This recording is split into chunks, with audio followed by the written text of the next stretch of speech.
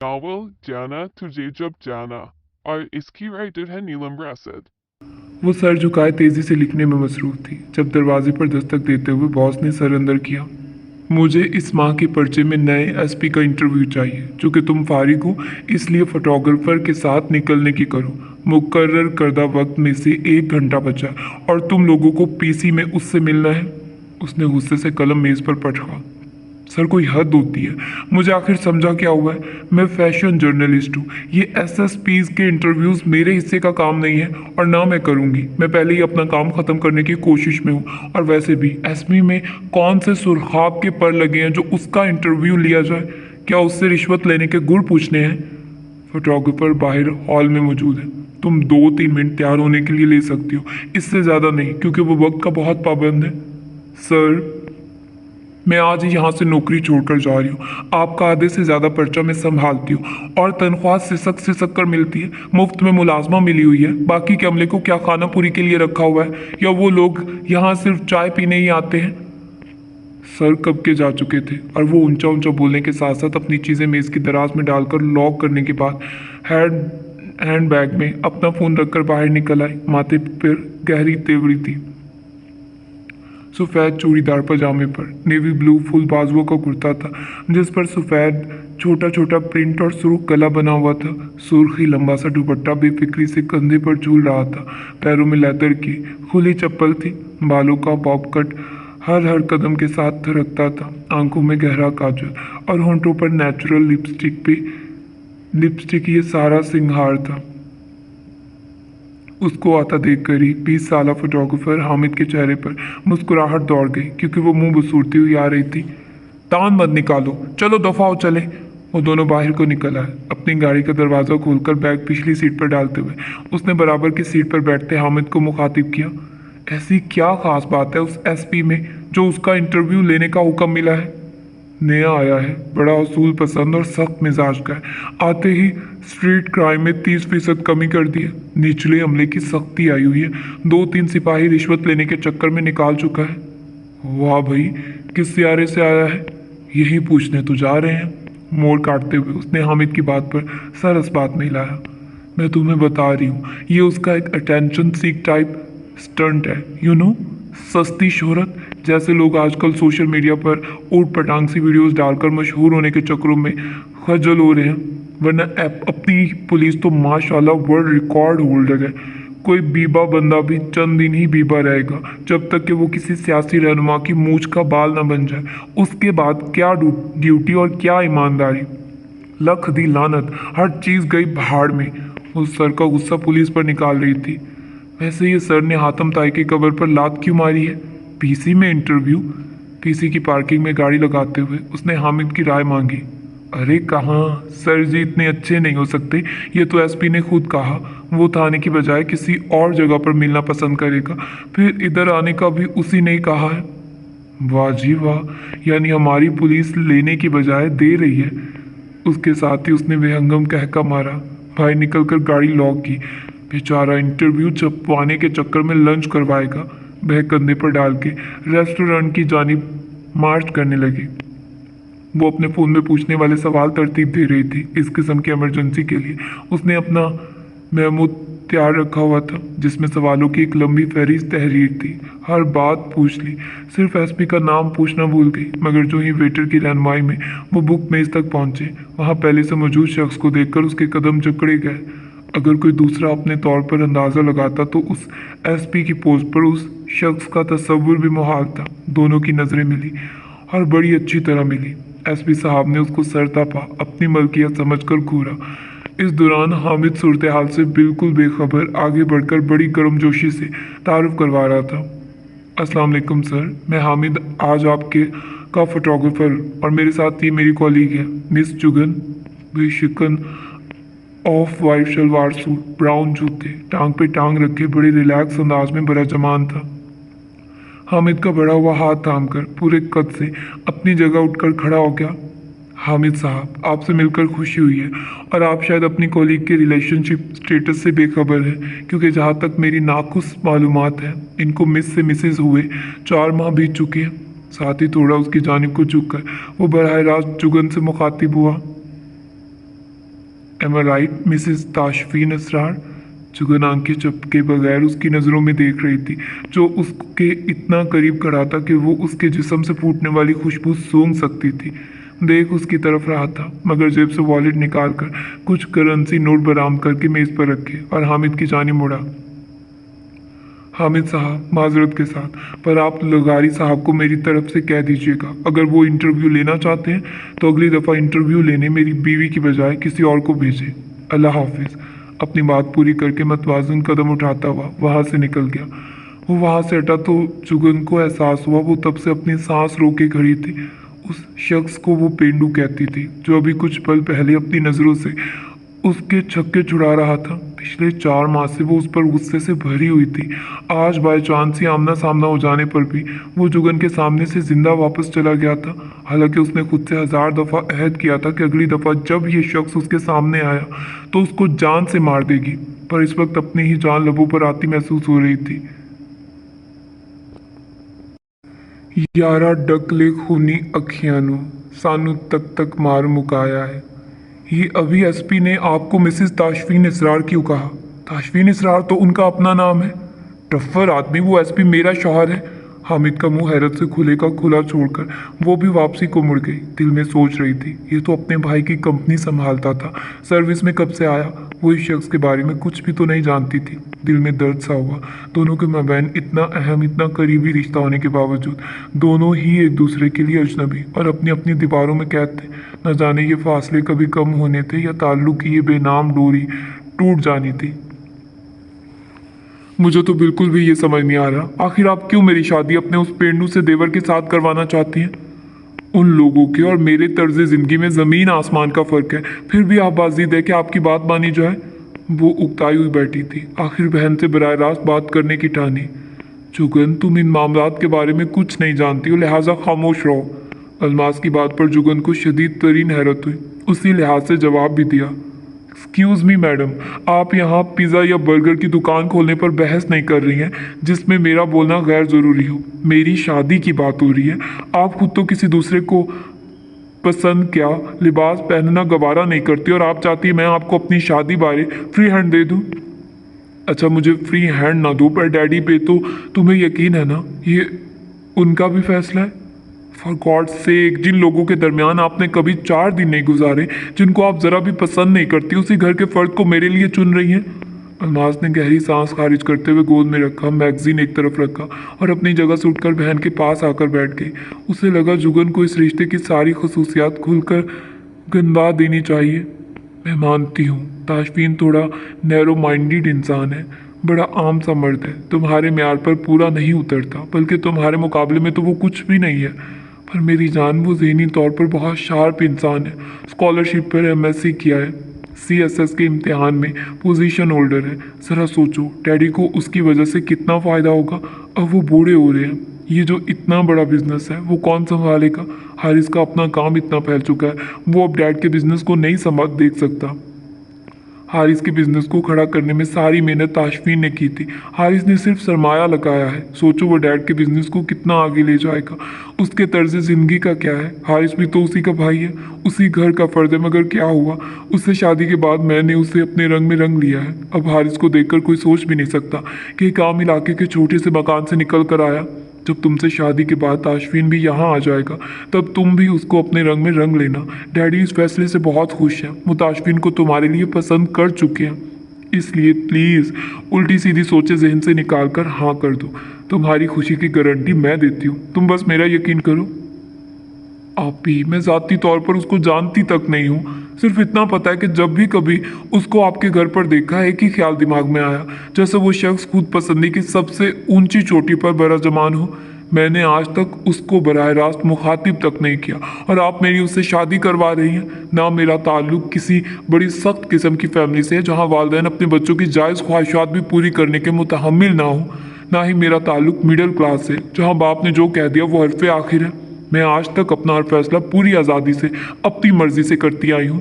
Dad ने हमें खुला माहौल दिया है। अब अचानक मुझे ऐसी जगह भेजने का सोचना, जिस माहौल से ना ही मैं वाकिफ़ हूँ, ना ही मुझे कोई अंदाज़ा है। मुझे तो ये भी नहीं इल्म आया वो इस रिश्ते से राज़ी है।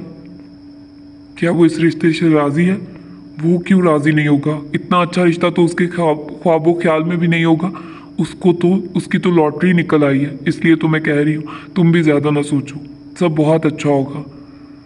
डैडी लोग तो न जाने कब तक डिनर से वापस आते हैं। मैं चलती हूँ, उनसे फ़ोन पर बात कर लूँगी। Good night Sweety. अलमास ने बहन के गाल पर प्यार किया और अपना बैग उठाकर बाहर को चल दी, जहाँ उसका ड्राइवर इंतज़ार में था। जुगन ने सोफे पर लेटकर आंखें मूंद ली। उसे यकीन था कि बाप के दिमाग में ताशमीन का ख्याल डालने वाला भी कोई और नहीं, अलमास ही है। और उसको ये बात बढ़ा उलझा रही थी कि जिस ससुराल में जाकर वो खुद एक दिन भी वहाँ फैमिली के साथ नहीं रही है, आज बहन का रिश्ता भी उधर ही देने का फैसला किए बैठी है। उसे मजीद बौखलाहट इस बात पर हो रही थी कि अलमास के दिमाग में कोई बात एक दफ़ा आ जाए तो उसको रोकना नामुमकिन सी बात है। मगर फिर भी जुगन ने सोच लिया वो एक दफ़ा अपने वालिदैन से बात ज़रूर करेगी। अब आप पूछते क्यों नहीं? आखिर इसको तकलीफ क्या है? ये शादी क्यों नहीं करना चाहता? जवाब अब्बा की बजाय अब्बा के लाडले ने दिया। पहली बात तो ये हारिस साहब की शादी का मेरा भी दूर दूर का इरादा नहीं है, और अगर शौक चढ़ा भी तो शादी करूँगा, खुदकुशी नहीं। वो इतनी नफीस लड़की है, जुगन से शादी को खुदकुशी कह रहे हो? हाँ बिल्कुल होगी, आखिर उसकी बहन भी तो बड़ी नफीस औरत है, जिसने तुम्हारी गर्दन पर अपना एड़ी वाला जूता रखा हुआ है। जिस तरफ तुम्हारी रस्सी खींचती है तुम गर्दन लटकाए चल पड़ते हो। क्या तुम्हारी कोई अपनी सोच भी है? हारिस ने अपने छोटे भाई को बुरी तरह घूरा, जो अपने ऑफिस की कुर्सी पर बैठ रहा। जवाब में हारिस को उससे भी ज्यादा गुस्से से घूर रहा था। सफ़ेद बेशिकन शर्ट के दोनों कप फोल्ड किए हुए थे, टाई की नॉट ढीली करके ऊपरी बटन खुला हुआ था। लंबी लंबी उंगलियों और साफ सुथरे नाखूनों वाला हाथ कभी थोड़ी के नीचे रुकता, कभी गाल पर। तुम्हारी नज़र में मेरी और मेरी बीवी की ये इज्जत है? मैंने क्या कुछ नहीं किया तुम लोगों के लिए, और आज तुम मेरे एहसानों का शुक्रिया अदा करने के बजाय मुझे आंखें दिखा रहे हो। ताशफीन अपने भाई का वहीं बैठे बैठे घर तमाम करना चाहता था, मगर जो ही नज़र बाप पर पड़ी वो हार गया, जिन्होंने नफ़ी में सर हिलाकर कुछ ना बोलने का इशारा किया था। बाप की नज़रों में संजीदगी से देखते हुए उसने अपनी मुठ्ठियां सख्ती से मीचकर खुद को बोलने से बाज रखा। गहरी सांस खारिज करते हुए अपनी जगह से उठा, कुर्सी के पुष्ट पर रखा कोट उठाकर पहना, गाड़ी की चाबी उठाई, मेज पर रखा फ़ोन पकड़कर जेब में रखा। उसकी तैयारी देखकर हारिस को मजीद तैश आया। ताशफीन, तुम यूं मेरी बात का जवाब दिए बगैर यहाँ से नहीं जा सकते। तुम जानते हो कितने बड़े बड़े घरों से जुगन के प्रपोजल आए हैं, फिर भी तुम्हारी भाभी ने तुम्हें तरजीह दी है। ओ भाई, तुम अपनी बीवी को बोलो मुझे बिल्कुल तरजीह ना दे, मैं इस सादत से महरूम ही भला। तुम्हारी बीवी ज़ाती मफाद के बगैर अपने बाप को भी बाप नहीं कहती, पर अब जबकि तुमने साबित कर दिया कि तुम उसी के शौहर हो, तो मेरा भी फ़र्ज़ बनता है मैं भी अपना तारुफ करा दूँ। मुझे मंजूर है, शादी कर लेता हूँ, मगर अपनी ससुराल को ये बात अच्छी तरह से समझा देना, हमारे घर में एक ही शख्स जन मुरीद था और वो पहले ही उनका घर दामाद बना हुआ है। बाकियों से फर्मा बरदारी की तवक्को ना ही रखे तो बचे रहेंगे। गहरी काली आंखों में गुस्सा हलकोरे ले रहा था। अपनी बात पूरी करने के बाद उसने बाप की व्हील चेयर पीछे से थामी और वहाँ से निकल गया। गाड़ी में जाते हुए इसरार अहमद ने अपने बराबर नाराज बैठे बेटे को गौर से देखा। कुशादा पेशानी पर सिलवटें पड़ी हुई थी, मजबूत हाथों की गिरफ्त स्टीयरिंग व्हील पर इतनी सख्त की कि उंगलियों के जोड़ सफ़ेद नजर आ रहे थे। खूबसूरती से तराशी हुई मूंछों के नीचे अनाबी होंठ सख्ती से एक दूसरे में पवस थे। साइड से फौजी कट था, ऊपर वाले बालों की लंबाई ज़्यादा थी, जो उसकी शख्सियत पर बड़ी जच थी। वो जानते थे सिर्फ उनकी वजह वहाँ से यूं बगैर कुछ जताए आ गया, वरना वो कब का हारिस और अलमास की शोरी हरकतों से उकताया हुआ घूम रहा था। उन्होंने अपना बाजू उसके कंधे पर रख कर थपकी दी। गुस्सा थूक दो, एक ना एक दिन शादी तो करनी ही थी। वैसे भी हमारे घर को एक अदद औरत की शीत तरीन ज़रूरत है। अब्बा जी, यही तो मैं कहना चाहता हूँ, हमारे घर को औरत की ज़रूरत है, ना कि शो पीस की। और उनकी फैमिली में बदकिस्मती कह लें या कुछ और, औरत नाम के शो पीस है। ये भी तो हो सकता है जुगन अपनी माँ बहन से आदत में जुदा हो। हाँ, हम पाकिस्तानी यही करते हैं, छुरी के नीचे गर्दन रखवाकर उम्मीद करते हैं छुरी लगी हुई नहीं होगी तो जान बच जाएगी, पर ये नहीं सोचते कि कौन छुरी ज़्यादा तकलीफ देती। हमने मरने के लिए भी सबसे बुरा तरीका चुनना होता है। अब्बा को घर पे उतार कर वो दोस्त से ज़रूरी काम का बहाना बनाकर निकल आया। वो सच जानते थे पर फिर भी रोका नहीं। उसको अकेले कुछ वक्त दरकार था ताकि वो अपना लाया अमल तैयार कर पाता। अलमास बेगम, तुम सारी उम्र अपने फैसले पर पछताओगी। तुम्हारी बहन को घास तो मैंने भी नहीं डालनी। वो गाड़ी सुनसान सड़क पर रोककर स्टीयरिंग व्हील पर सर रखकर झुका हुआ था जब फ़ोन पर मैसेज की टोन बजी। उसने सर उठाया, फिर दिल्ली से फ़ोन जेब में से निकाल कर देखा। व्हाट्सएप पर अनजान नंबर से मैसेज था, पर अंदाज बड़ा दोस्ताना। Hello handsome. माथे पर तेवरी डालकर गौर से एक दफ़ा फिर नंबर पढ़ा, पर वो जाना पहचाना बिल्कुल नहीं था। कौन? I am your biggest fan. दूसरी जानिब से आने वाली जवाब ने उसकी उंगलियों को एक दफ़ा फिर हरकत दी। My fan? मैं कौन हूँ? पाकिस्तान की एंजेलिना जॉली या ब्रैडली कॉपर? दूसरी जानिब से हंसी का आइकन आया, साथ लिखा था very funny but you are more handsome than Bradley Cooper. उसने आखिरी मैसेज पढ़कर आंखें घुमाई, साथ ही टाइप किया, तुम कौन हो और मेरा नंबर कहाँ से लिया है? बताया तो है, आपकी नंबर 1 फ़ैन हो और नंबर आपकी फेसबुक आईडी से लिया था। अब ये भी बता दो फ़ोन किस मकसद के लिए किया? उसके पूछने पर बड़े दिलकश अंदाज में बोली, ये बताने के लिए कि मैं आपकी सबसे बड़ी फ़ैन हूँ। अच्छा बता लिया, तसल्ली हो गई है। Now go to hell. दूसरों को भी अपने जैसा फारिग समझा हुआ है। पहले लड़के ठरकी हुआ करते थे, अब लड़कियां भी पूरी तरह असले से लैस होकर मैदान में उतरी हुई हैं। क़यामत की निशानियां हैं। उसने बुरी तरह झाड़ कर फ़ोन बंद करना चाहा जब दूसरी जानिब से मैसेज आया, सड़ू। अब जब वो मान गया तो टेंशन कैसी? अलमास ने हारी से पूछा, जो अभी ऑफिस से आया था और आते ही अलमास को सारी बात से आगाह किया था। क्या तुम उसको जानती नहीं हो? ज़बरदस्ती तो उससे आप सलाम भी नहीं ले सकते। कज़ा निकाह पढ़वाना, और मुझे लग रहा है वो मजबूरी के तौर पर हाँ कह कर गया, दिल से राज़ी नहीं है, बाद में ज़रूर कोई गड़बड़ करेगा। अलमास हंसते हुए बोली, इतनी सी बात के लिए फिक्रमंद हो? माई डियर हस्बैंड, तुम्हारा अक्खड़ मिजाज भाई अगर आज तक किसी लड़की के करीब जाना तो दूर की बात, किसी लड़की को दूर से भी नहीं जानता। जब जुगन को अपनी बीवी के रूप में देखेगा तो मेरी बात लिख कर रख लो, आकर तुम्हारे ही हाथ चूमेगा। अरे कहाँ वो, कहाँ मेरी इतनी खूबसूरत नाजुक पढ़ी लिखी बहन, ऊपर से करोड़ों की मालिक। क्या कोई मजाक समझा हुआ है? अब बस तुम 4 दिन ऑफिस जाना बंद करो, सारे इंतजामात करवाओ, 1 महीने के अंदर अंदर उनकी शादी कर देते हैं। दोनों को ही मुश्किल से हाँ करवाई है, कहीं फिर से रस्सी तोड़वाते हैं। मैं कल जुगन के साथ दुबई जा रही हूँ, बच्चों को मैं मम्मी की तरफ छोड़ रही हूँ। अच्छा तो यही होता अगर ताशफीन हमारे साथ जाकर अपनी मर्जी से शॉपिंग कर लेता। ऐसा सोचना भी मत, हारिस ने वार्न किया। चलो मैं उसके लिबास तुम्हारे माप के अंदाजे से ले आऊँगी, तुमसे 4 इंच लंबी। तुम दोनों की हाइट ही फर्क है, बाकी तो एक जैसी जसामत है। उसके कंधे मेरे कंधों से 1 इंच बड़े होते हैं, कॉलर छोटा। तुम ऐसा करो, रहने दो, तुम्हारी लाई चीज़ें उसने उठाकर खिड़की से बाहर ही फेंकनी है, कभी नहीं पहनेगा। हाँ अगर तुमने आज अपनी बहन की खातिर इतना ख्याल करने की बजाय पहले भी कभी मेरे भाइयों का हाल अहवाल ही पूछा होता तो शायद हालात और होते। आज वो तुमसे तो दूर की बात, मुझसे भी ही बहुत दूर हो गए हुए हैं। मैंने तुम्हें शादी से पहले ही बता दिया था कि मैं तुम्हारे भाइयों की माँ बनकर नहीं रह सकती। वैसे भी सारे जवान हैं, उनको अपना ख्याल खुद करना था। अब मज़ीद कुछ बोलकर मुझे बोर मत करना। हमारे बराबर वाली कोठी डैडी ने मेरे कहने पर जुगन के लिए खरीदी है। शादी के बाद वो लोग यही रहेंगे। तुम अपने अब्बा से कह देना, ताशफीन को अपने अंदाज में समझा दे। मेरी तरह मेरी बहन को भी तंग गलियों और छोटे घर में रहने की आदत नहीं है। हारिस ने एक नज़र बीवी पर डाली और वहाँ से उठ गया, क्योंकि एक बात तो वो अच्छी तरह जानता था कि ताशफीन को ऑर्डर देकर बात नहीं मनवाई जा सकती, और वो छोटे भाइयों के लिए माँ की तरह था। कभी भी उनको छोड़कर यहाँ वहाँ नहीं जाएगा, चाहे दुनिया इधर की उधर ही क्यों ना हो जाए। अब देखना ये था कि ये बेल किस तरह मुंडे चढ़ती है। अलमास के साथ सर खपाना फजूल था, इसलिए हारिस ने ऐसी कोई कोशिश भी नहीं की। तैयारियों में मगन हो गया। वो दिन भी आखिर आ ही गया जब ताशफीन दूल्हा बनकर बारात के साथ आया। जुगन के वालिद ने उसका शानदार इस्तकबाल किया था। हर एक रस्म और तकरीब में पैसा पानी की तरह बहाया गया। अलमास की दिखावे की आदत ने हर चीज़ को नायाब बनाकर चुना। खाने से लेकर हॉल की डेकोरेशन तक हर चीज़ दिल चुराने वाली थी, लेकिन वहाँ पर दूल्हे की फैमिली के चंद ही लोग थे। दूल्हे के भाई और बाकी सब मेहमान लड़की वाले थे। कोई ऐसी ज़बान ना थी जिसने दूल्हा दुल्हन की तारीफ ना की हो। सुर्ख और गोल्डन लहंगे में जुगन की छवि निराली थी। गोल्डन स्किन शेरवानी में ताशफीन किसी सल्तनत का शहजादा मालूम हुआ।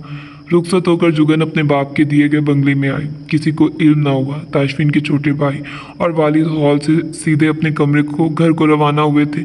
यहाँ भी सभी मेहमान तो हॉल से ही जा चुके थे। एक आध दोस्त और अलमासी उसके साथ आई थी, मगर उसको कमरे तक पहुंचाकर नौकर को ज़रूरी हदायत देने के बाद वो भी चले गए।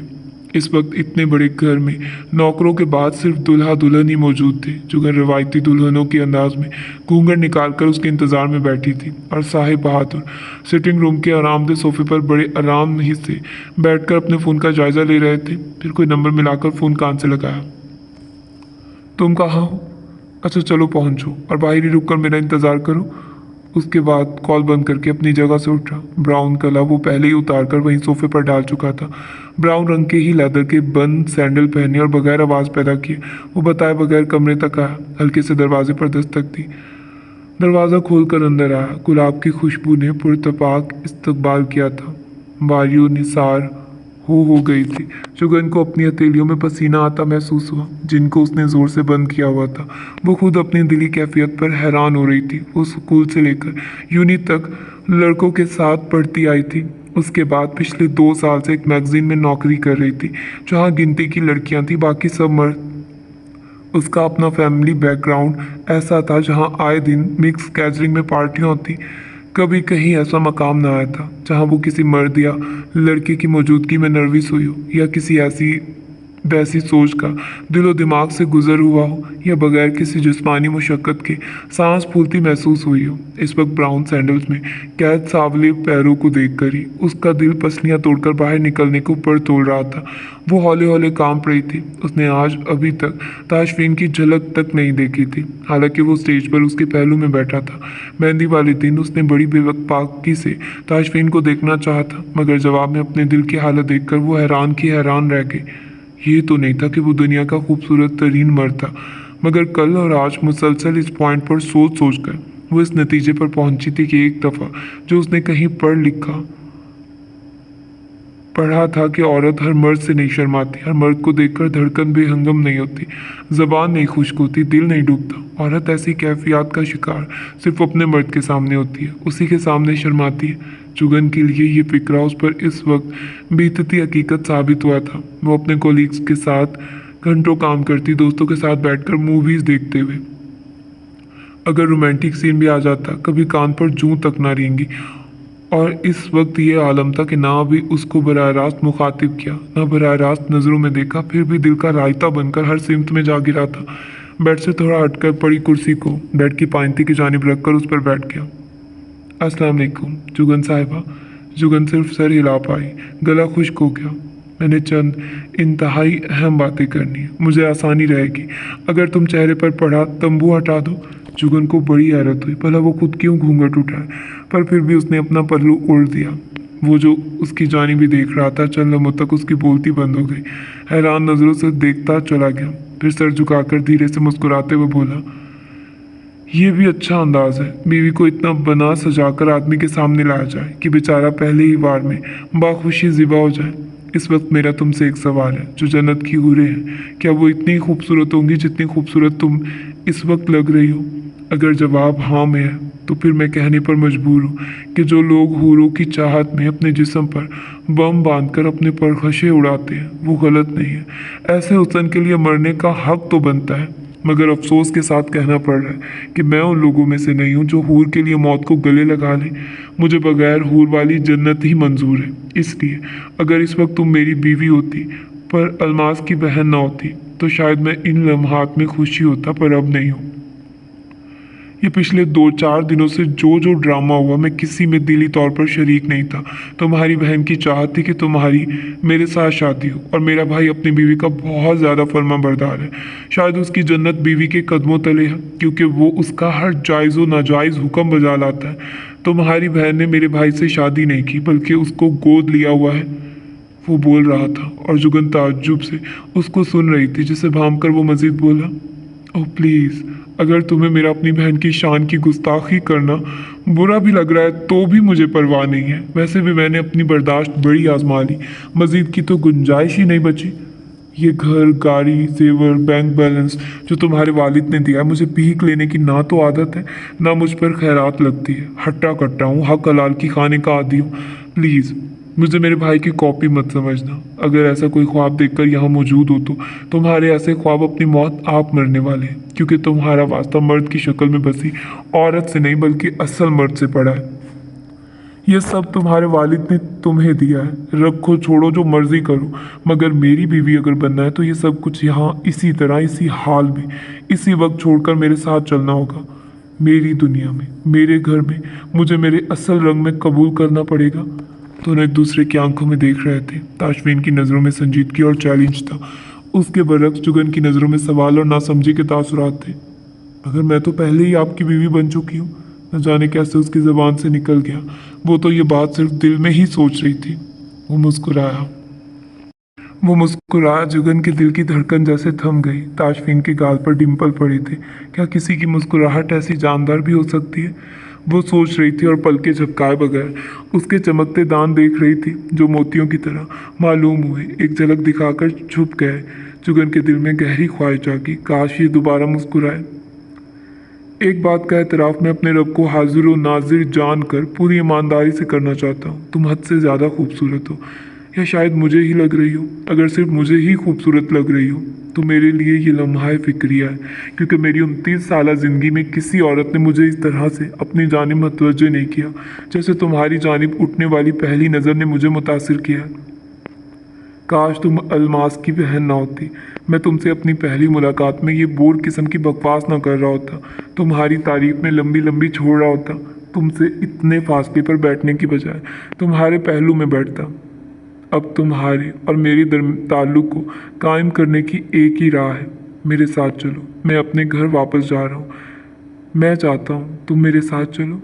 जुगन को लगा ताशफीन ने भरे मजमे में रखकर उसके मुंह पर थप्पड़ मारा। गाल दहकने लगे।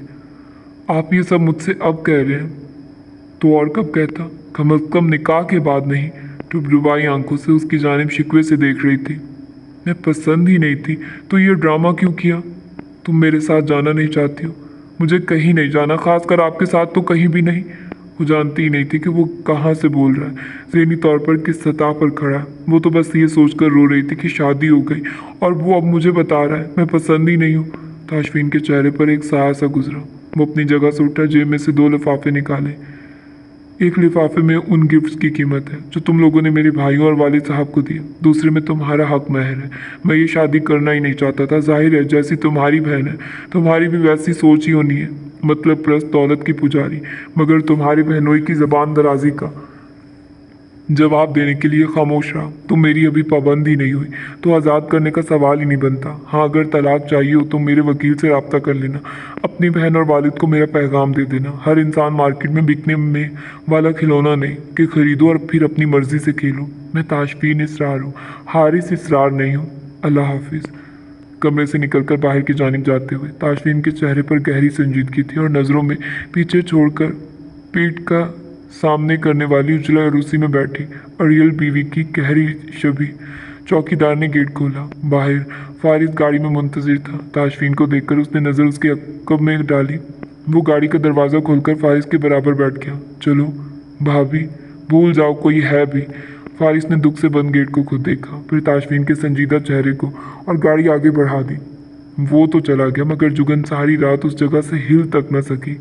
इतनी बेइज्जती, इतना बड़ा थप्पड़, शादी की रात दूल्हा छोड़ कर चला गया।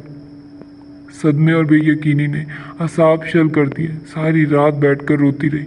अजानों के वक्त उठकर कपड़े बदले, तैयार हुई और दिन निकलने से पहले अलमास के नाम पैगाम छोड़कर अपनी दोस्त के घर चली गई। अलमास ने ससुराल जाकर खूब अच्छी तरह उनकी अगली पिछली नस्लों को कोसने दिए। इसरार साहब शुक्र करते रहे कि जब वो आई थी तो चारों लड़के घर पर नहीं थे, खासकर ताशफीन, और आज आकर अलमास डरती भी उसी से थी। बाकी सबको तो वो जैम की तरह टोस्ट पर लगाकर खाने वाली थी।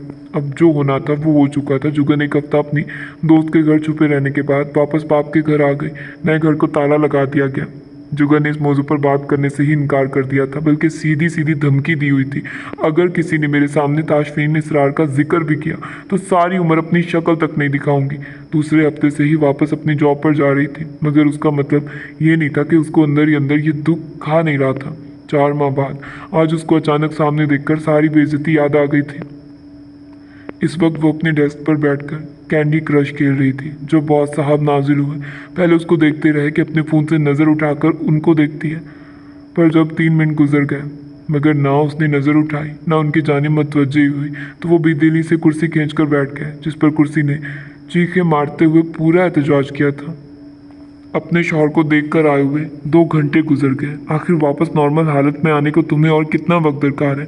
पर्चा परसों प्रेस में जाना है और अभी तक तुम्हारा आर्टिकल सबमिट नहीं हुआ। होना भी नहीं है। मुझ पर एक दफ़ा ही फातिहा पढ़ ले। बड़ा शौक था ना आपको एसपी का इंटरव्यू छापने का। मुझे क्या इल्हाम हुआ था कि वो तुम्हारा भिगौड़ा शौहर है। अब तो लग गया ना पता। जाकर देगे बांटिए। ये जो तुम मुंह फुलाकर सर्द आहें भर भर कर गर्मी में कमी कर रही हो, इसका हल अब क्या है? कोई हल नहीं है। मुझे मेरे हाल पर छोड़ दे। तुम्हें इस माह की तनख्वाह नहीं दूंगा। हाँ, पहले तो आप मुझे गिनकर वक्त पर देते हैं। तुम कौन सा कोई ज़रूरतमंद लड़की हो? नहीं, मैं तो शौकिया खज्जल होने के लिए यहाँ आती हूँ। पैसे मुझे क्या करने हैं? हाँ, वही एसपी की बीवी हूँ। मेरे सामने उसका नाम मत ले।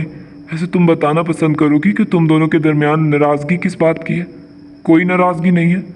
तो फिर क्या है? मैं उसको पसंद नहीं हूँ। क्या वो तुम्हें पसंद है? उसके अलावा कोई भी पसंद नहीं है। हुआ क्या था? उसने कहा था मेरे साथ मेरे घर चलो। मैं नहीं गई, वो चला गया बस। हैं? तुमने चले जाना था? एकदम से तो उसने ऐसी बात कर दी, मुझे फौरी तौर पर खाक भी समझ ना आया। खैर, अब बहुत देर हो चुकी है। उसका घर किधर है? जहाँ वो रहता है। वो कहाँ रहता है? अपने घर रहता है, और कहाँ रहेगा? तो तुम अब क्यों नहीं चली जाती? क्यों जाऊं? क्या मेरी कोई इज्जत नहीं है? वलीमे से पहले मुझे छोड़ गया और मैं उसके पीछे जाऊं? क्यों? क्या ऐसे ही गिरी पड़ी हूं? देखो, तुम्हारे डैडी की कॉल आई थी। वो तुम्हारे लिए बड़े परेशान है। क्या तुम तलाक लेना चाहती हो? शायद।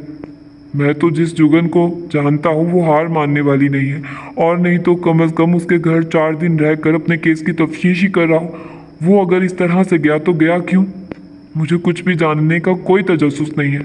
ठीक है, फिर मैं तुम्हारे अब्बा से कह देता हूँ कोई अच्छा सा वकील ढूंढकर उस एसपी को खुला का नोटिस भिजवा दे, और जो उनके दोस्त का बेटा बाहर से मैकेनिकल इंजीनियरिंग करके आया है उसके साथ रिश्ते की बात डन कर दे। उसने फ़ोन मेज़ पर फेंका और अपने बूढ़े बॉस को ताज्जुब से देखा। आप मेरे दोस्त हैं या दुश्मन? सीधा सा जवाब ये है, मैं तुम्हें ऐसे नहीं देख सकता। या तो उसके घर जाकर उसको समझने की कोशिश करो, या अपनी राह अलग करो।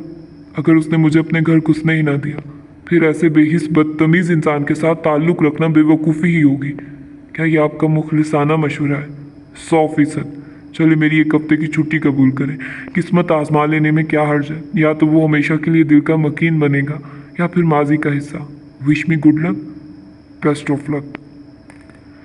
इसरार अहमद और रुबीना बेगम की जोड़ी सारे ख़ानदान की आइडियल जोड़ी थी। इसरार अहमद खुद तो अपने माँ बाप की इकलौती औलाद थे, मगर अल्लाह ने उनको 5 बेटों से नवाजा हुआ था।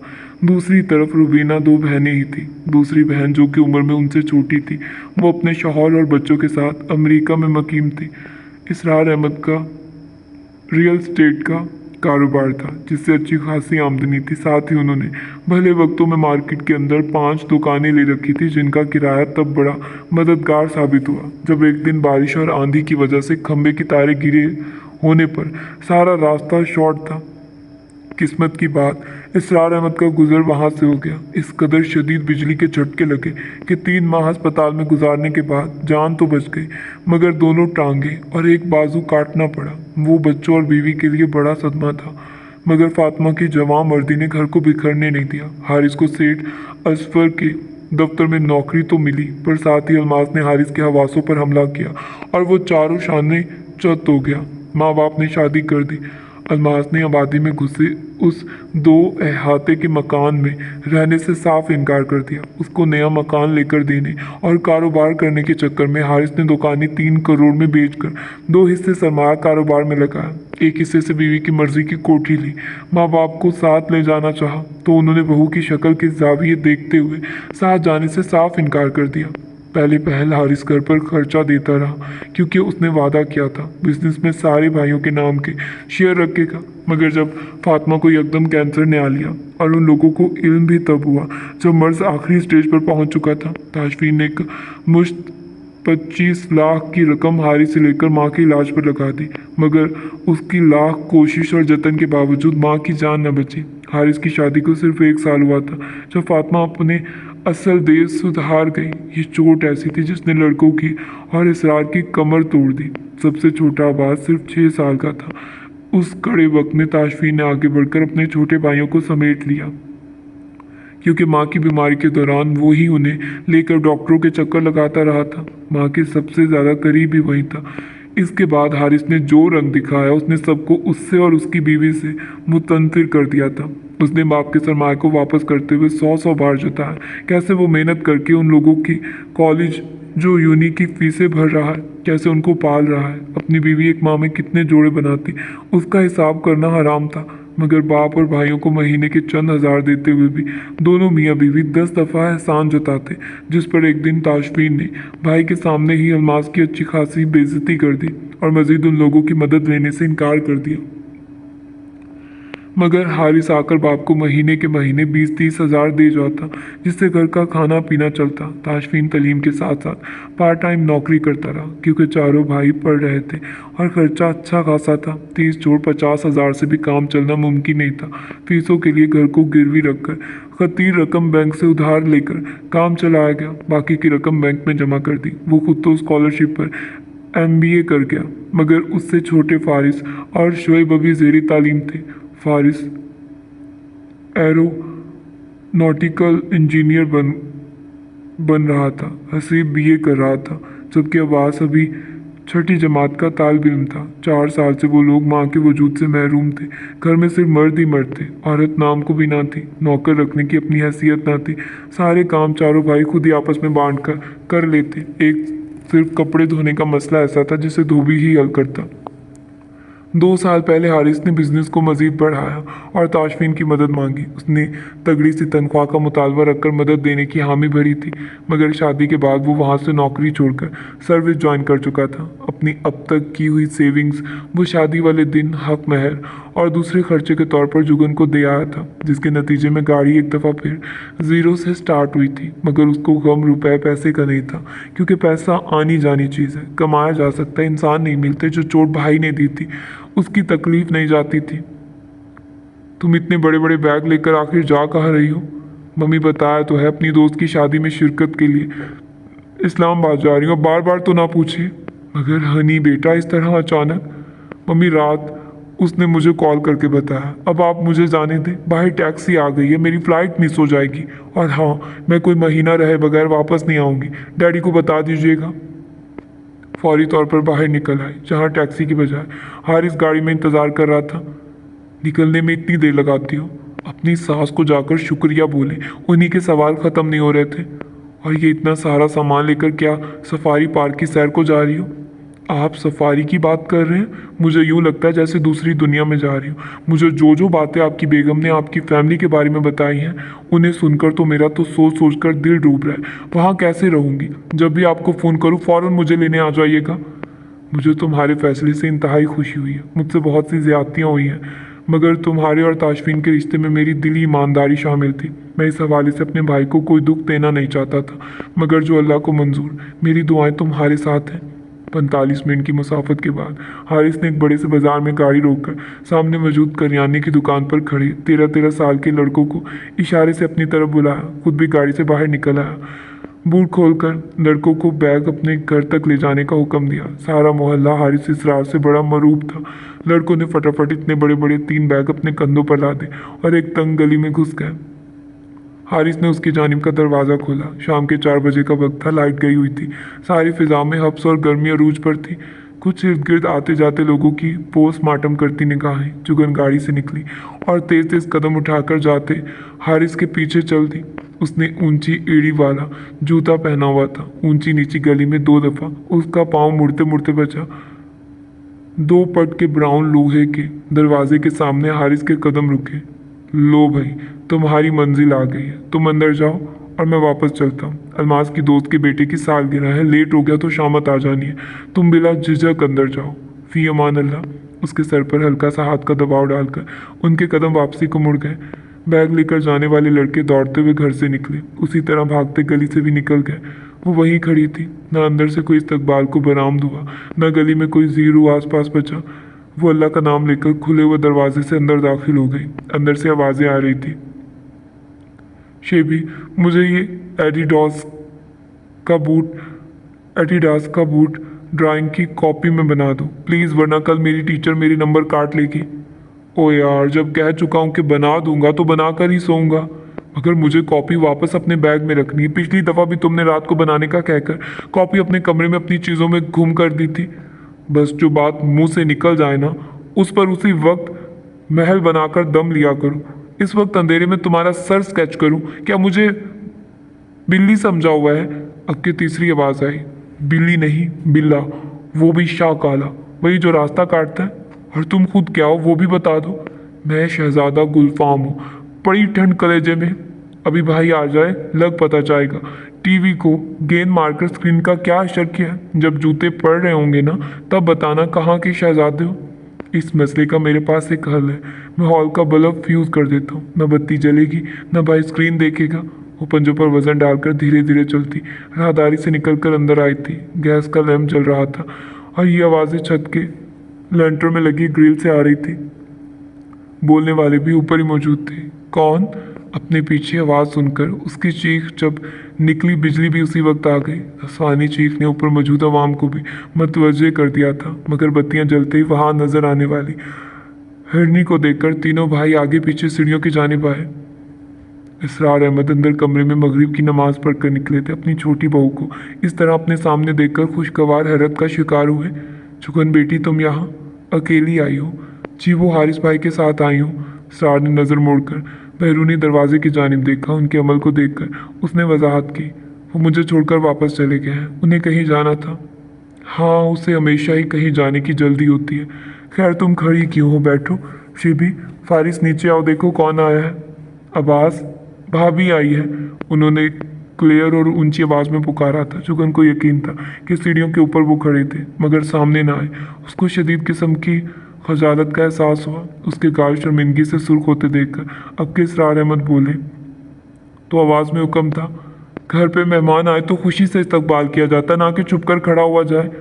उनके कहने की देर थी। सीढ़ियों से धड़म धड़म की आवाज़ों के साथ आगे पीछे तीन लोग नीचे आए। तीनों ने मुश्तरका सलाम किया। सबसे लंबे वाले का तारुफ इसरार अहमद ने फारिस के नाम से करवाया। वो हूबहू ताशफीन की कॉपी था, मगर उसके मुकाबले में इंतहाई दुबला। हसीब ताशफीन से छोटा शक्ल में इसरार अहमद और हारिस भाई से मुशाहबत रखता था। अलबत्ता अब्बास सबसे अलग लगा। अब्बास ने ही खुश दिली से आगे आकर जुगन से हाथ मिलाया। चंद पल अजीब सी अजनबी खामोशी के साथ वो सब लोग वहाँ खड़े होकर एक दूसरे से नजरें चुराते हुए करने को कोई बात ढूंढते रहे। यहाँ भी इसरार अहमद को ही बोलना पड़ा। बहन का सामान उठाकर अंदर कमरे में रखो। उसको बैठने के लिए कोई चीज़ पेश करो। क्या हो गया? क्यों बुत बनकर खड़े हो? सबसे पहले फारिस की ज़बान पर खुजली हुई। क्या आप सामान लेकर आई हैं? जुगर ने मुजुर्मों की तरह हाँ में गर्दन हिलाई। इसका भला क्या मतलब हुआ? हसीब के सवाल पर जवाब अब्बास की जानिब से आया। भी वो कूफो, इसका मतलब है जुगन आप ही हमारे घर रहने के लिए आई है। फारिस ने अपनी पैंट की जेबों में हाथ डालते हुए बेसब्री से पूछा था। क्या ये सच कह रहा है? अब की दफ़ा जुगन की आंखों में पानी आ गया। इतनी गर्मी, ऊपर से इतना सख्त इंटरव्यू। अगर तुम लोगों को यहाँ खड़ी अच्छी नहीं लग रही हूँ तो क्या वापस चली जाऊँ? तीनों भाई अपनी जगह साकित हो गए। अब्बास आगे आकर उससे लिपट गया। Welcome home. दूसरे दोनों भी हरकत में आए। अब्बा, आप ही का सामान कहाँ रखना है? फ़िलहाल तो ड्राइंग रूम में रख दो, क्योंकि साहब जी का कमरा तो इस काबिल नहीं है। वो एसी वाले कमरे में रहती थी। ये कहना पड़ेगा कि इससे पहले इतनी गर्मी नहीं देखी थी। सबसे पहले उसने अपना रेशमी लिबास तब्दील करके सादा लॉन का दुपट्टा सेट पहना। फिर हल्की फुल्की गपशप के दौरान सब ने मिलकर खाना खाया। इसरार अहमद ने हसीब से कहा वो मार्केट से बहन के लिए खाने को कुछ उसकी पसंद का ले आए, मगर जुगर ने इनकार करते हुए कहा कि जो घर में बना है वो भी वहीं खाएगी। फिर भी आलू गोश्त के साथ फारिस तंदूर से रोटियां लेने गया तो आइसक्रीम और तिक्के वगैरह ले आया। घर में कुल 5 कमरे थे। एक हसीब और फारिस का, एक अब्बा और अब्बास का, एक ताशफीन का। चौथा ड्राइंग रूम के तौर पर इस्तेमाल होता। एक फैमिली रूम था जहाँ टीवी रखा था। उसी एक कमरे में गर्मियों में एसी और सर्दियों में हीटर लगाकर सारे सोते, मगर आज उस कमरे में सिर्फ जुगन का बिस्तर लगा। इसरार अहमद को तो वैसे भी एसी में नींद नहीं आती थी। वो सर्दी होती या गर्मी अपने ही कमरे में सोते। हसीब, फारिस और अब्बास जुगन को सोता हुआ तस्वुर करके बाहर लाउंज में बैठकर गप्पे मारते हुए यही समझे हुए थे जैसे उनके और जुगन के दरमियान लोहे की दीवार हाई लो जो बाहर की आवाज़ अंदर नहीं जाने देगी। पर एक तो अजनबी जगह, अजनबी माहौल, अजनबी लोग, ऊपर से इतनी ज़ोर ज़ोर से इतनी आती आवाज़ें। रही सही कसर वो बदबू पूरी कर रही थी जो उस वक्त कमरे में न जाने पसीने से भीगी किस चीज़ से उभर रही थी। बड़ा सब्र करने की कोशिश की मगर बेसूद। आखिर उठकर दरवाज़ा खोलना ही पड़ा। दरवाज़ा खुलने की आवाज़ पर लाउंज में यकदम खामोशी छा गई। तीनों की निगाहें उसी जानिब उठी। खुले दरवाजे के दरमियान में खड़ी होकर वो तीनों को बारी बारी घूरते हुए बोली, इतने खामोश क्यों हो गए हो? प्रेस कॉन्फ्रेंस ख़त्म हो गई। अंदर कमरे में किसने अपने गंदे मुँह उतार कर फेंके हुए हैं? अगर ये साजिश इसलिए थी कि मुझे आते ही डरा दोगे और मैं आज की रात ही यहाँ से भाग जाऊंगी, तो जान लो मैं सर पे कफन बांध कर आई हूँ। अब्बास जल्दी जल्दी बोला, क्या भाई को अपने साथ ले जाने आई हैं? मुझे तुम्हारे भाई का अचार नहीं डालना है, ना ही उनसे अपने मोहल्ले की सफाई करवानी है कि खास उनको लेकर जाऊंगी। फारिस ने उसकी मालूमात में इजाफा करना ज़रूरी जाना। वैसे तो हमारा सारा घर ही कोई खास साफ सुथरा नहीं है, फिर भी सबसे ज़्यादा गंदा कमरा आपके मजाजी खुदा का है, इसलिए उनको साथ ले जाकर भी कोई फ़ायदा नहीं होने वाला। मौसूफ को सफाई से खास चिढ़ है और आपके कमरे में मुझे किसी साजिश के तहत नहीं रखे। हमारे घर में एक अदद चूहा घुसा हुआ है, उसको हसीब के गंदे मूजों की नायाब खुशबू से ख़ास किस्म की एलर्जी है। जिस कमरे में मूजे मौजूद हो वो वहाँ जाना हराम समझता है। अब आप सोच लें, चूहे की कंपनी पसंद है या मूजों की खुशबू? चुगन की आंखें वहशत से फैल गई। एक ही जज्ब में भाग कर उन लोगों के दरमियान सोफे पर पाँव ऊपर करके बैठ गई। अगर तो ये चूहा भी किसी साजिश का हिस्सा है तो याद रखना बड़ा पछताओगे। मुझे चूहों को पकड़ने के लिए 101 तरीके आप मालूम है। तीनों भाइयों ने एक वक्त में गर्दन मोड़कर उसे देखा, जो फैली आंखों से इर्द गिर्द का जायजा ले रही थी। कुछ देर तक चारों यूं ही खामोशी से बैठे रहे। क्या अंकल सो गए? हाँ जी। वो अगर 9 बजे तक सोने के लिए ना लेटे तो फिर उनको बड़ी देर तक नींद नहीं आती है। हसीब के बताने पर बेख्तियार उसकी नज़र सामने क्लॉक पर गई, जहाँ 9:45 हो रहे थे। तुम्हारा भाई किस वक्त घर आता है? आमतौर पर तो 8 बजे तक आ जाते हैं, पर आज 6 बजे कॉल आई थी, कह रहे थे रात लेट आएंगे। मुझे डर लग रहा है। अब के बोलने वाला हसीब की बजाय फारिस था। चूहे से? फिक्र न करे, वो सोफे पर नहीं चढ़ सकता। वैसे भी वो हसीब का पक्का दोस्त है, इसकी खातिर वो आपका एहतराम ही करेगा। यक, मुझे चूहे से एहतराम करवाने का कोई शौक नहीं है, ना ही मैं उससे डरती हूँ। और अगर अब चूहे का नाम भी लिया तो मैं निकल कर बाहर गली में बैठ जाऊंगी। पर खुद ही तो कह रही हैं आपको डर लग रहा है। क्या हसीब या बासी से डर लग रहा है? अरे नहीं भाई, तुम्हारे बड़े भाई से डर रही हूँ। मुझे यहाँ देखकर गुस्से में आ गए तो? अगर मुझे यहाँ से चले जाने का हुक्म दे दिया तो? क्या आप मेरे भाई को इस कदर बदज़ौक़ और गैर महज़ब समझती हैं? फारिस की बात के जवाब में वो जलकर बोली, नहीं नहीं, माशाल्लाह से बहुत ही तहजीब याफ्ता और सुलझे हुए इंसान है। बीवी को शादी वाले दिन ही अकेला छोड़कर भाग आए। न जाने वो क्यों इतनी जज्बाती हो गई।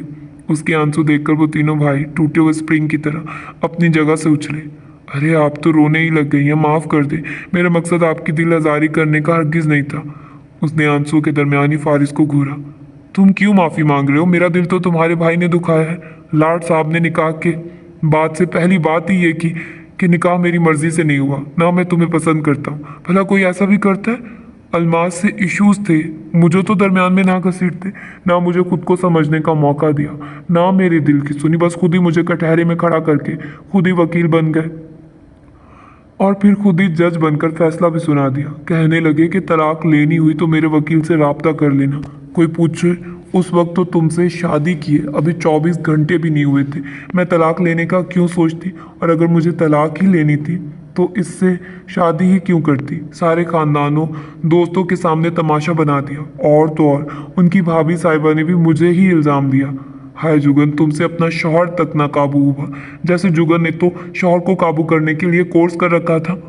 आंसू बहाते हुए वो मुसलसल बोल रही थी।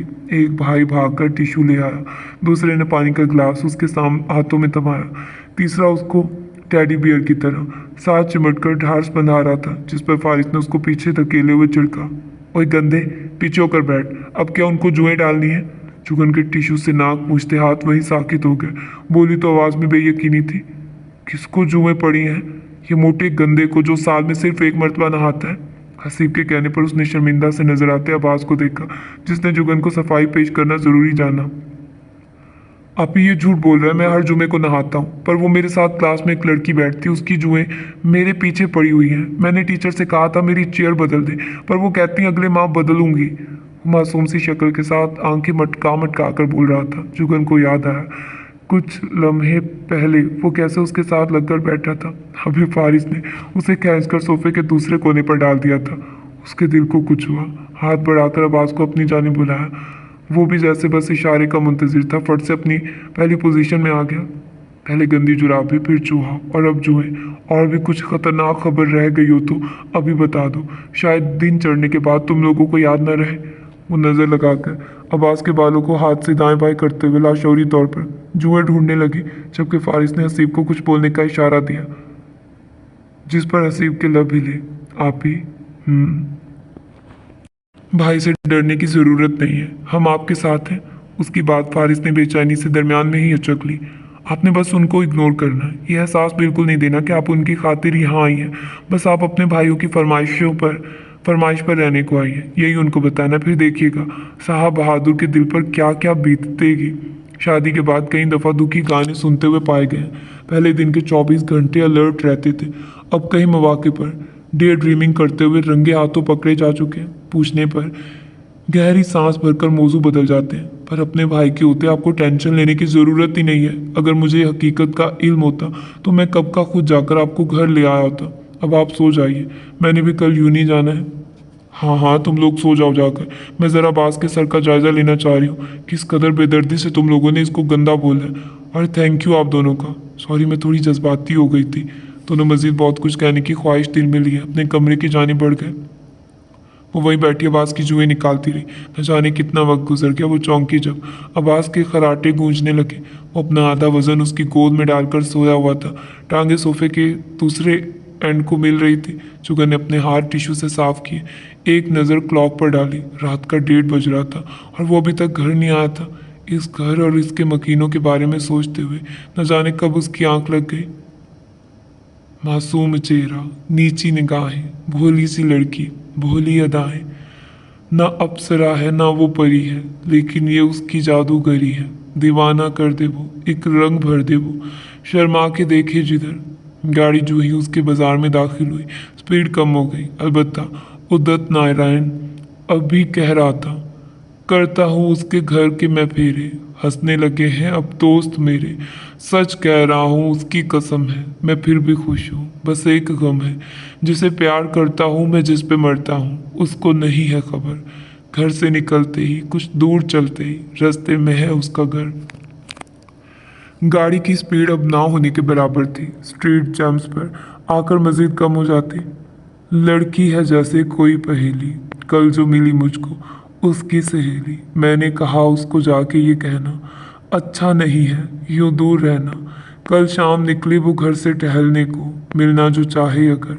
घर से निकलते ही कुछ दूर चलते ही रास्ते में है उसका घर। कल सुबह देखा तो बाल बनाती वो खिड़की में आई नजर। गाड़ी का इंजन बंद होते ही खामोशी छा गई। इग्निशन से चाबी निकालकर उसने दरवाज़ा खोलकर सीधा पैर बाहर निकाला। हाथ बढ़ाकर डैशबोर्ड में रखा अपना पिस्टल और बैच निकाले, साथ वाली सीट पर पड़ा। मोबाइल कमीज की ऊपरी जेब में ठूसा।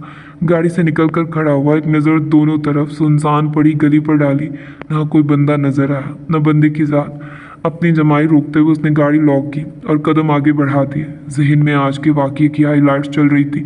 आज का सारा दिन वो इंतहाई मसरूफ़ रहा था, इसलिए लंच में जुगन से होने वाली मतभेड़ के बारे में वो ज़्यादा न सोच पाया था। मगर अब तो अभी से लेकर कल सुबह तक वक्त बिल्कुल अपना था, क्योंकि आज वैसे ही छुट्टी थी।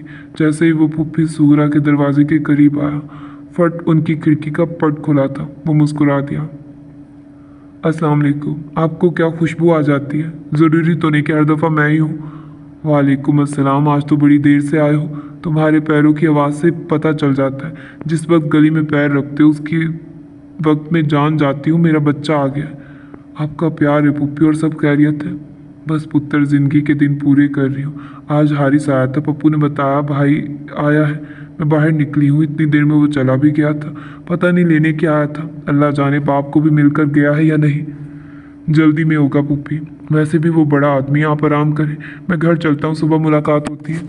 अब और कौन सी सुबह होनी है, 4:30 बज रहे। तुम्हारी पहली नौकरी ही भली थी, आने जाने का एक वक्त था। अब तो 3 माह के अंदर 15 दफ़ा तो यूँ रात के आखिरी पहर वापस आए हो। बस पुप्पी, पहले तो घर वाली बात थी, अब सरकारी नौकरी है। आप दुआ कर दिया करें, बाकी अल्लाह मालिक है। मैं तो अपने बच्चों के लिए दिन रात दुआएं करती हूँ। बिन माँ के घर को चला रहे हो, अपने बूढ़े बाप का सहारा हो। वैसे मैं दिन में आऊँगी तुम्हारे बाप के पास, अब तुम्हारी शादी भी हो जानी चाहिए। मेरी नरगिस से तुम बस 2 महीने बड़े हो, अब खैर से उसकी भी शादी जल्द ही कर देनी है। वो दिल ही दिल में जल तू जलाल तू पढ़ने लगा। अच्छी बात है, आइएगा दिन में, कब लगाएंगे? अभी मैं बड़ा थका हुआ हूँ फूफी, आराम करूँगा, अल्लाह हाफिज़। उसने कदम एक दफ़ा फिर आगे बढ़ा दिए। अपने घर के बाहर वाला बल्ब आज खिलाफ मामूल बंद मिला। चाबी से दरवाजे का लॉक खोला, साथ ही धीरे से एक पट इतना वाक़या जिससे अंदर आ पाता। अपने पीछे दरवाजे को दोबारा लॉक करते हुए आगे बढ़ाया। लाउंज का पंखा और लाइट चल रही थी। अंदर आते ही नज़र सीधी सोफे पर बिखरे नस्वानी वजूद पर पड़ी। कदम साकित हुए, नजरें बेयकीन। हल्के पीले और सफ़ेद प्रिंट सूट का दुपट्टा आधा नीचे लड़क रहा था, आधा उसके सीने पर पड़ा था।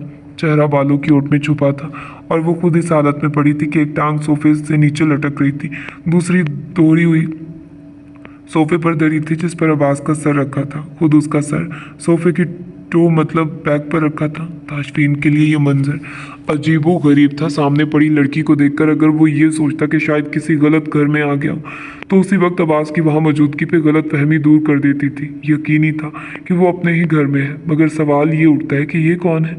माथे पर उलझन की शिकन लेकर आगे आया, पिस्टल, चाबी और बैज सेंट्रल टेबल पर रखा। किचन में जाकर हाथ धोए, फ्रिज में से अपने लिए ठंडे पानी का ग्लास निकाला, वहीं स्टूल पर बैठकर घूंट घूंट पानी पिया। उस खातून के बालों का रंग और लंबाई उसके अंदर खतरे की घंटियां बजा रही थी, क्योंकि शादी वाले दिन उसके बाल नहीं देखे थे, पर आज ही वो उससे दोबारा मिली थी। उसके बाल बॉब कट थे, काले बालों में कहीं कहीं गहरी सुर्ख शेड आती थी और सोफे वाली के बाल छोटे और बल्ब की रोशनी में मजीद सुर्ख नजर आ रहे थे। किचन से निकलकर वो फारिस लोगों के कमरे में गया। कमरा खाली था। एसी वाले कमरे में गया तो दोनों को कारपेट पर बेखबर पाया। दोनों सोने को तो अपने कमरे में ही गए थे, मगर गर्मी और हफ्स ने बत्ती मार दी तो दोनों वहां से भाग निकले। दरवाज़ा बंद करके अब्बा की तरफ आया, जहाँ पहले से ही बत्ती जल रही थी, जिसका मतलब था कि वो जाग रहे थे। अस्सलाम वालेकुम अब्बा जी। वालेकुम अस्सलाम। खाना खाओगे? नहीं, मैंने शाम को खा लिया था। आपको तो किसी चीज़ की ज़रूरत नहीं। नहीं यार, मैं ठीक हूँ, बस वो अब्बास को उठाकर अंदर डाल दो, बाहर गर्मी है। वो अपनी चारपाई पर ऐनक लगाकर बैठे हुए थे। आगे रहेल में कुरान धरा था। अब्बा जी बोलो। उसको समझ ना आया कि क्या कहे। क्या बाहर सोफे पर मेरी बीवी है? उन्होंने सर उठाकर नहीं देखा था, पर जब वो कुछ न बोला तो अब्बा जी ने खुद ही उसकी मुश्किल आसान कर दी। जुगन शाम 4-5 बजे की आई हुई है। उसको हारिस छोड़ कर गया है। अपने साथ जितने बैग लाई है उनसे तो ऐसा ही मालूम होता है कि रहने आई है। वो दरवाजे के फ्रेम में टेक लगाकर खड़ा था, अभी तक बेयकीनी गालिब थी। क्या आपने उससे पूछा है कि यहाँ क्यों आई है? आवाज़ सरगोशी से कुछ बुलंद थी। अब्बा जी ने ऐनक फ्रेम के ऊपर से पल की पल बेटे के चेहरे को देखा, जिस पर संजीदगी रकम थी। घर का मकीना है तो उससे ये नहीं पूछा जाता कि वो क्यों आया है। क्या अभी मैंने तुमसे पूछा कि तुम यहाँ क्यों आए हो? मेरा तो ये घर है, मुझसे ये सवाल बनता ही नहीं है। अगर ये तुम्हारा घर है तो वो तुम्हारी बीवी है। ये उसका भी उतना ही घर है जितना तुम्हारा या इस घर के किसी और फर्द का। इस मौजू पर बात करने को बड़ा वक्त पड़ा है। थके हुए आए हो, जाकर आराम करो। अगर हो सके तो जुगन और अब्बास दोनों को जगाकर कमरे में सोने का बोलो। यहाँ उनकी नींद पूरी नहीं होगी, खासकर जुगन की। वो वाकई इस वक्त बहस नहीं कर सकता था, इसलिए वहीं से मुड़ आया। अब्बास को उठाकर हसीब और फारिस के साथ कारपेट पर डाला। अपने कमरे में जाकर उसने एयर कूलर में पानी भरकर उसे ऑन किया। बेड की चादर झाड़कर दोबारा बिछाई, सरहाना ठीक करके रखा। वापस बाहर आया तो वो वैसी की वैसी लेटी हल्के खराटे ले रही थी। उसने अपनी ज़िंदगी में खराटे लेने वाली औरत, क्या सिरे से कोई औरत इतनी बेफिक्री से पड़ी सोती यूं करीब से नहीं देखी थी। ये उसकी ज़िंदगी का पहला तजुर्बा था। वो उसके ऊपर झुका, शहादत की उंगली से उसके चेहरे पर आए बाल धीरे से पीछे हटाए। गुलाबी होंठ, नीम बातें, लंबी पलकों वाली आंखें बंद थी। ताशफीन को उसके वजूद से ताज़ा किए शैम्पू और धीमी सी गुलाब की खुशबू आई। उसको जगाकर अंदर भेजने का इरादा तय करते हुए उसने बड़े आराम और सहूलत से उसको गोद में उठाया। वो किसी बच्चे की तरह इकट्ठी होकर उससे चिमट गई थी। ताशफीन ने आंखें घुमाकर सोचा, मोहतरमा मेरा काम मज़ीद आसान कर रही है। अंदर लाकर बेड पर डालने के बाद मुड़कर एक भी नज़र उस पर डाले बगैर वहाँ से निकल आया। जहन में बहुत से सवाल खुलबली मचा रहे थे, मगर वो हर सवाल को नज़रअंदाज करता हुआ आरामदेह लिबास पहनकर अपने भाइयों के कमरे में सोने को लेट गया। वो साहिल समंदर पर ताशफीन के हाथों में हाथ दिए वॉक कर रही थी। ताशफीन ने नेवी ब्लू टी शर्ट के साथ ब्लू जीन्स की लॉन्ग निकर पहनी हुई थी। हवा उसके बिखरे बेतरतीब बालों के साथ मुसलसल अटखीलियाँ कर रही थी। आंखों पर स्याह शीशों वाला चश्मा था। वो थोड़ी थोड़ी देर बाद किसी न किसी बात पर मुस्कुराता तो जुगन को अपनी सांस रुकती हुई मालूम होती, क्योंकि उसके डिम्पल जुगन के दिल की धड़कन उथल पुथल कर रहे थे। उसका जी चाह रहा था कि हाथ बढ़ाकर उसके गालों पर दोनों जानिब उभरने वाले नन्हे नन्हे गढ़ों को छूकर महसूस करे, मगर उसकी हिम्मत नहीं पड़ रही थी। अचानक वो उसके बिल्कुल सामने रुक गया, जैसे उसके दिल में पलने वाली ख्वाहिश को चेहरे से पड़ गया हो। जुगन की निगाहों में गहराई तक देखते हुए उसने जुगन का सीधा हाथ अपने बड़े से हाथ में ले लिया और अपने चेहरे से मस किया। जुगन हैरान हुई। उसके चेहरे पर एक दिन की शेव जितने बाल निकले हुए होने के बावजूद उसका लम्स किसी ऊनी फर की तरह मालूम हुआ। उसने एक दफ़ा फिर उंगली उसके चेहरे पर फेरनी चाहिए, मगर ताशफीन ने हल्के से उसको काट लिया। पट से आंख खुली, सांस फूली हुई थी, सारा जिस्म पसीने से शराबूर था, पर आंख खुलते ही दूसरे सरहाने पर मौजूद हस्ती को देखकर हलक से फलक शगाफ चीखें बरामद हुई थी। बेड पर से कूदते वक्त ये न मालूम हो सका कि वो पहले कूदी या जिसके डर से कूदी वो पहले फरार हुआ, पर अल्लाह की करनी ऐसी हुई कि दोनों की टाइमिंग इंतहाई अफसोसनाक रही। पैरों के नीचे रुई का गाला महसूस करते ही चीखों में और तेजी आ गई। कमरे से बाहर वाली अवाम अपने रोज़मर्रा के धंधों में मसरूफ थी, मगर खातून की दुहाई सुनते ही जो हथियार हाथ में आया, जब वो उनको उठाकर मौका वारदात की जानिब भागे, जैसे देख ही जान गए आगे किस शेर से मुलाकात होने वाली है। एक के हाथ में वाइपर था, जबकि वो फर्श धोने के बाद वाइपर लगा रहा था। दूसरे के हाथ में झाड़ू था, क्योंकि वो बाहर दरवाजे के पास गली साफ कर रहा था। तीसरे के हाथ में जूता था, क्योंकि वो अपने सामने जूतों का ढेर लगाए जूते पॉलिश करने में मसरूफ था।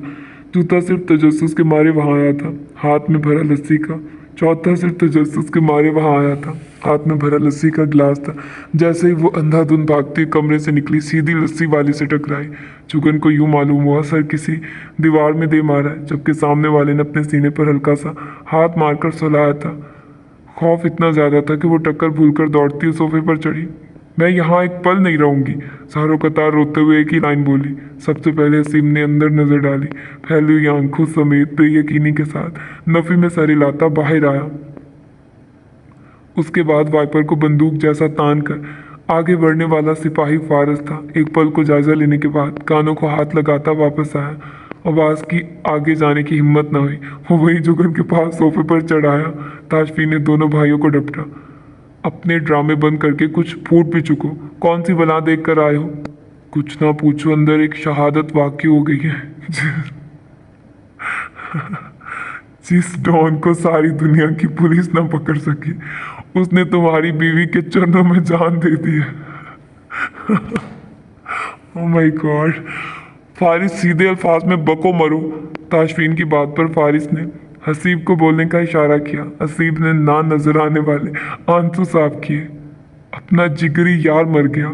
हाय, अब मैं रातों को किसका इंतज़ार किया करूँगा, किसके लिए सबसे छुपाकर खाना बेड के नीचे रखा करूँगा। अब तक ताशफीन के शक को यकीन मिल चुका था। मज़े से बोला, अब तो तुम लोगों को मेरी बात समझ आएगी। ये लड़की इस घर में खतरनाक मकासद लेकर आई है। पहले आधी जुओं का खात्मा कर दिया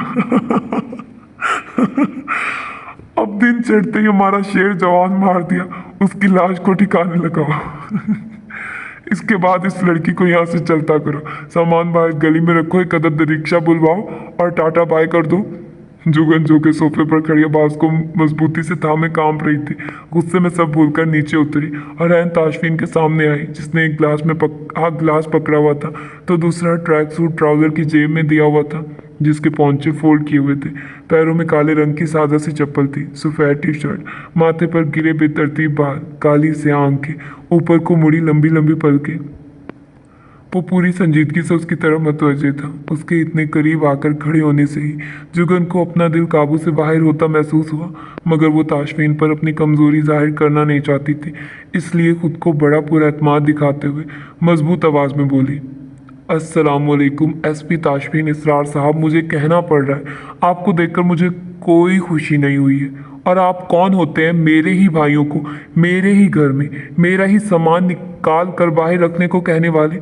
आइंदा ऐसा वैसा कोई ऑर्डर नशर करने से पहले ये सोच लीजिएगा कि कहीं ऐसा ना हो मेरा सामान यहाँ से निकलवाने के चक्कर में आप खुद ही दरबदर हो जाए। ताशफीन की बहुएं ऊपर को शूट कर गई। हैरत से उसको सरता पैर देखा, फिर खी खी करते भाइयों को घूरा, जिस पर खी खी की आवाज़ उसी वक्त बंद हो गई। उसके बाद वापस उस पर नज़र डाली। बीवी साहिबा अगर चूंटी के पर भी निकल आए ना, तब भी वो औकाब नहीं बन सकती, चूंटी ही रहेगी। मुझे दोबारा बीवी मत बुलाइएगा, क्योंकि मैं आपकी बीवी नहीं हूँ। तो फिर क्या हो? ताशफीन को इस गुफ्तगू से मज़ा आ रहा था। आपकी कुछ भी नहीं हूँ। तो मेरे घर में क्या कर रही हो? यहाँ अपने भाइयों और अंकल के पास आई हूँ। आप किसी गलत फहमी का शिकार मत हो। कमाल है, यूँ अचानक से अंकल और भाइयों की मोहब्बत कैसे जाग उठी? मैं आपके किसी तंज का जवाब देने की पाबंद नहीं हूँ। आप तो वैसे भी लोगों के बारे में अपनी राय रखने के काफ़ी शौकीन हैं, इसलिए मेरी वला से जो मर्जी आए सोचिए और कहिए। ताशफीन 2 कदम उसकी जानिब बढ़ा। वो बेख्तियार पीछे हो गई। तुम औरतों के ड्रामे से बड़ी अच्छी तरह वाकिफ़ हो। जिस भी खुफिया मकसद से आई हो या भेजी गई हो, एक बात कान खोल कर सुन लो। अगर मेरे भाइयों या वालिद का दिल तोड़ा या किसी किस्म का कोई नुकसान पहुंचाया तो तुम्हारी बहन और बाप की ईंट से ईंट बजा दूंगा।